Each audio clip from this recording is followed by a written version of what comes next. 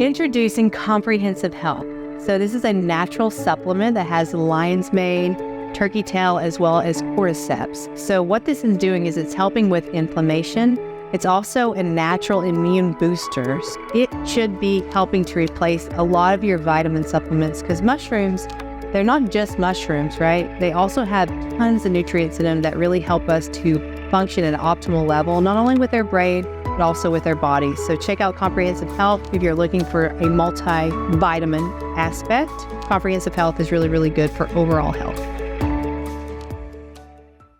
Hey, this is Kathryn Walker with Rethink with Revitalist on how we are changing the narrative of mental health.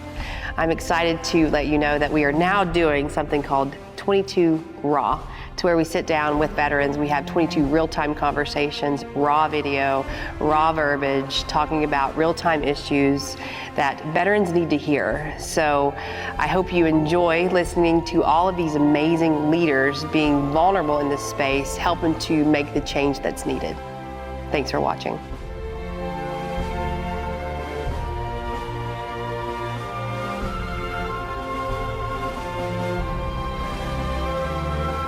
Hey guys, Kathryn Walker with Rethink with Revitalist, and today we are with Frank Vizza, who's helping us to change the narrative of mental health. So Frank, thank you for being here today. Thank you for having me. What branch did you serve in and how long did you serve? I served a little over 4 years in the U.S. Navy as a corpsman. Okay. And then what are you doing now? Are you working with veterans and such? Currently, I am working towards my master's degree in social work at UNLV, and my goal is to become a military social worker in the future. Okay.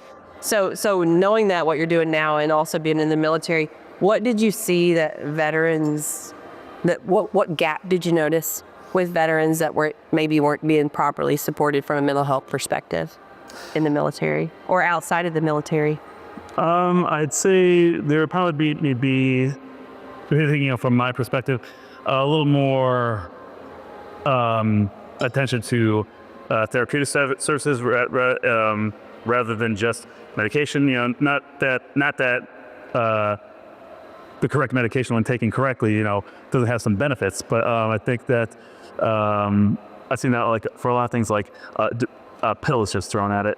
Right. Yeah. And we talked about that yesterday on like the skill sets that you guys get in the military are like, they're execution tasks, right? Mm-hmm. And it's like, there's no emotions. No, you just go. And then when you get out of the military, you're not taught anything. You're just like, all right, here's your awesome skill set down this way. But nobody teaches you like how to be peaceful, how to be calm, how to slow your mind down, how to have a nighttime routine so you don't have a lot of anxiety before you go to sleep. Like nobody teaches us those skill sets. So do you find a lot of veterans needing help with things like that? I do, and the amount of veterans that are dealing with these issues is far too many. For my practicum for social work, I am currently helping out with U.S. vets, and I've seen a lot of veterans that, because it is a housing first program, so they're housing them, and so I help out with some services, including like therapeutic services, and I have noticed that a lot of veterans weren't given the tools to help with some issues with their mental health. Right. So when you got out in 2017? Correct. Yes, I got out of the Navy in 2017. And how was your transition?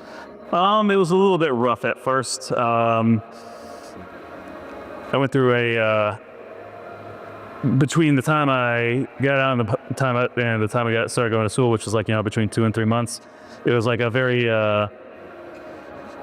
weird and like feeling I had afterwards, having been in the military and then making that a little bit of part of my identity, and then getting out, I kind of felt like I lost a little bit of my identity. Yep. Yeah. And I talk to people about identity shifts like all the time. So I've been around like 15,000 people in the ketamine space specifically, but I've done a lot of consults, so I've done a lot of infusions and therapies and different things. And one thing I've noticed is like, it seems that when we have identity changes in life, like that's a critical point to where therapy services such as yourself and all the things that you're doing there would be really, really beneficial, because when I tell people like your identity changes like throughout life, like nobody really thinks about it, but the identity changes are like when you went into the military, like you then became this person in the military, and that previous civilian life of you not being in the military was gone.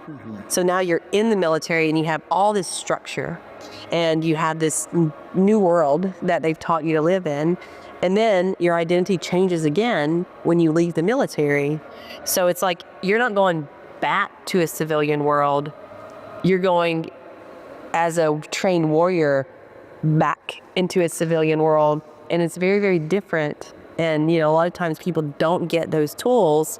So they'll start living kind of in this like anxious and depressed state. They'll start feeling like, like, what is my purpose? Because it was just taken away from me. And it's like, literally, you have to rebuild all of these things. You don't go back to, because the go back to doesn't exist anymore, but you have to rebuild this new life purpose, this control, or the sense of balance, in your life, to where you feel like you're more empowered in who you are. And you have the control piece is like, to where you feel like you have purpose in your life and you know that you're needed in this new life role. And I think that's a big lack that we have for our military veterans is like they go back and we're not helping them to learn how to repurpose all of these skill sets they just learned. And we're kind of just leaving them out to fend for their own kind of.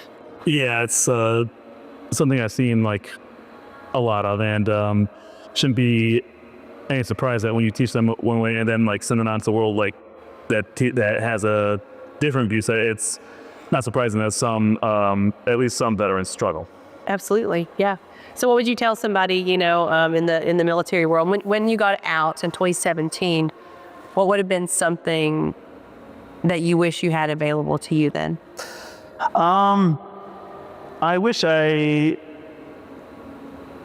had some, when it comes to veteran groups, I wish I had some veteran groups back home in Chicago, where I'm originally from. As I started going to school over there after I got out. What I do kind of wish is that some veteran organizations that I was talking to had better knowledge of how certain benefits work. Because like within the VA system kind of thing? Yeah, like in the VA system, and like also like for education benefits.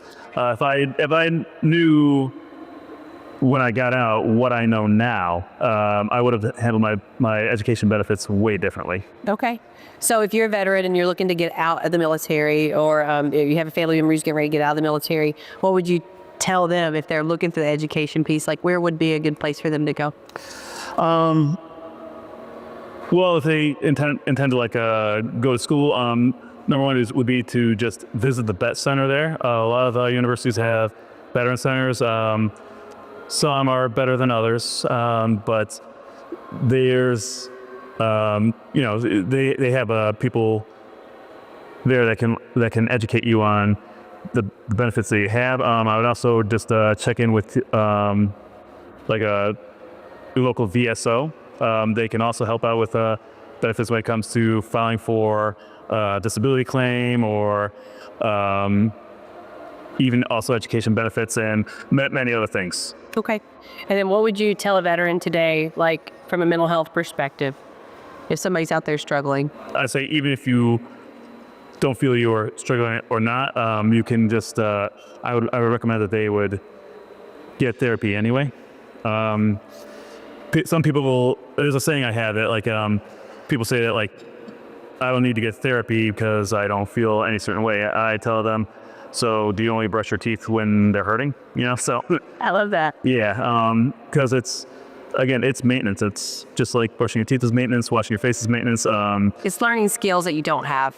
Exactly. Yes, and I think a lot of people look at therapy as like, no, it's just help me to process things.